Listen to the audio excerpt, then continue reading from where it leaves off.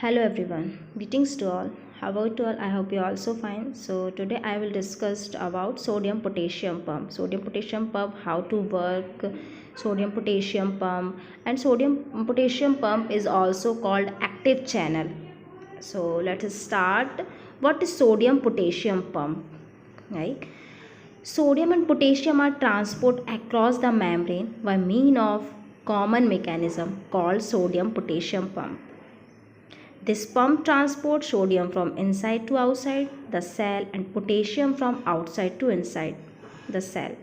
This pump is present all cell the body. Sodium potassium pump is responsible for the distribution of sodium and potassium ion across the cell membrane. जैसा कि हम देख रहे हैं कि जो sodium and potassium are transport across the membrane means ये जो सोडियम पोटेशियम पंप है वो एक तरह का ट्रांसपोर्ट है। ट्रांसपोर्ट किस चीज़ के लिए कि सेल मेम्ब्रेन से किसी भी कॉमन मैकेनिज़्म है जो सोडियम और पोटेशियम है उसको अक्रॉस करने के लिए जिस हम मैकेनिज़्म का यूज़ कर रहे हैं, जिस ट्रांसपोर्ट का यूज़ कर रहे हैं, उससे हमने सोडियम पोटेशियम पंप बोला गया है। अब यहाँ हम देखते हैं कि ये जो पंप ट्रांसपोर्ट करता है सोडियम को सोडियम जैसे कि हम देख रहे हैं sodium from inside to outside. जो भी सोडियम होगा वो इनसाइड टू आउटसाइड ट्रांसफ़र होता है the cell and potassium from outside to inside. जैसे कि हम पिक्चर में देख पा रहे हैं जो पोटेशियम होता है वो आउटसाइड से इनसाइड जाता है, means outside to inside potassium, and sodium inside to outside के लिए होता है। जैसे कि इंट्रासेलुलर से एक्स्ट्रा सेलुलर के लिए सोडियम जाएगा, उसके बाद ही then potassium outside to inside. जैसे कि हम देख पा रहे हैं पिक्चर में कि आउटसाइड टू इनसाइड जो पोटेशियम बैठा हुआ है उसके बाद ही वो क्या करेगा, आउटसाइड टू इनसाइड को एंटर करेगा पोटेशियम, है ना। तो ये भी जो भी डिस्ट्रीब्यूशन हो रहा है जो अक्रॉस हो रहा है, तो इस प्रोसेस को हमने बोला है सोडियम पोटेशियम पंप। इस चैनल को हमने सोडियम पोटेशियम पंप का नाम दिया है क्योंकि इस चैनल से सिर्फ सोडियम एंटर हो रहा है, then potassium sodium and potassium का अक्रॉस हो रहा है, सोडियम एंड पोटेशियम का ट्रांसपोर्टेशन हो रहा है, इसलिए हमने उसका नाम सोडियम पोटेशियम पंप रखा। देन उसके बाद हम इसे एक्टिव चैनल के नाम से भी जानते हैं। एक्टिव चैनल इसलिए जैसा कि हम पहले भी पढ़ चुके हैं कि पैसिव ट्रांसपोर्ट, एक्टिव ट्रांसपोर्ट, इसे हम एक्टिव ट्रांसपोर्ट भी बोल सकते हैं। वो इसलिए क्योंकि यहाँ पर हम एनर्जी का यूज़ करके एटीपी का यूज़ कर रहे हैं, देन उसके बाद ही ये चैनल ओपन हो रहा है, इसलिए हम इसे एक्टिव चैनल भी बोल सकते हैं।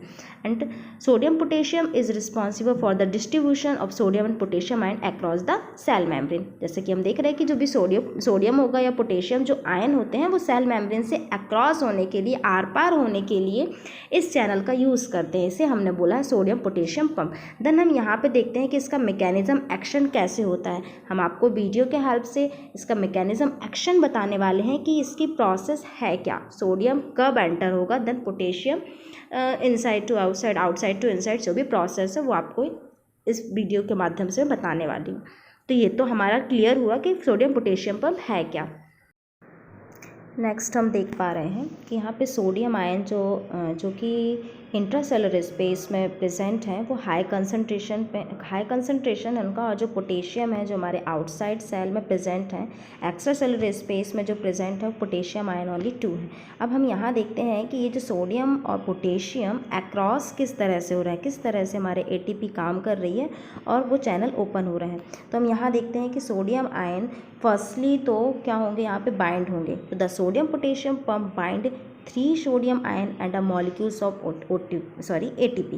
तो यहाँ पे जो भी हमारे 3 सोडियम आयन हैं वो फर्स्टली तो जो हमारे चैनल है वहाँ पे बाइंड होंगे, देन उसके बाद एटीपी भी हमारी जो क्या होगी साथ में यहाँ पे प्रोड्यूस होगी, यहाँ पे एंटर होगी। देख सकते हैं हम यहाँ देख सकते हैं the splitting of the ATP provide energy to channel, the shape of the channel and the sodium ion and driven through the channel. जैसे ही ATP एंटर हुई, जैसे ही ATP प्रोवाइड की तो 1 फास्फेट एनर्जी के रूप में चैनल पर काम करने लगा और यहाँ पे हमारा जो ADP एडिनोसाइन डाइफास्फेट बचा, क्योंकि 1 फास्फेट हमने एनर्जी के रूप में यहाँ पे यूज़ कर लिया।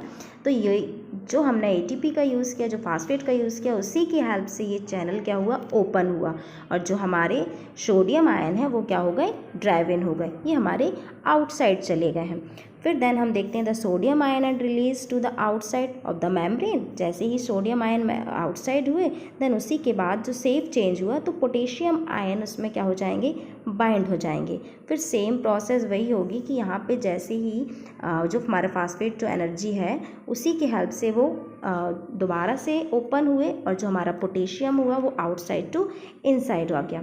तो इस तरह से जो हमारे सोडियम एंड पोटेशियम आयन है तो जो भी मूवमेंट कर रहे हैं इनसाइड एंड आउटसाइड, तो इसे हमने बोला है सोडियम पोटेशियम पंप। तो movement of sodium and potassium ion inside and outside the cell membrane, it's called sodium potassium pump.